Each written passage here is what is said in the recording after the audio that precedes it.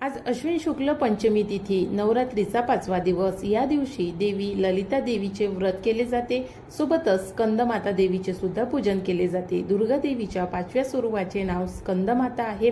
चौथ्या दिवशी कुष्मांडा देवीचे पूजन झाले। नवरात्रीच्या चतुर्थ तिथीवर विनायक चतुर्थी येते आणि या दिवशी श्री गणेशाचे पूजन केले जाते आणि कुष्मांडा देवीचे पूजन केले जाते।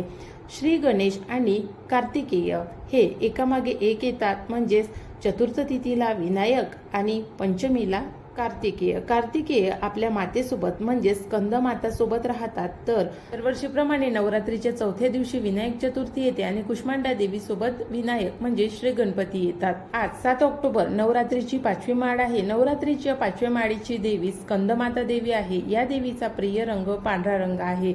5व्या माळेचा पांढरा रंग आहे, त्यामुळे या दिवशी स्कंदमाता देवीला समर्पित असणारा रंग पांढरा आहे, म्हणून या दिवशी पांढरा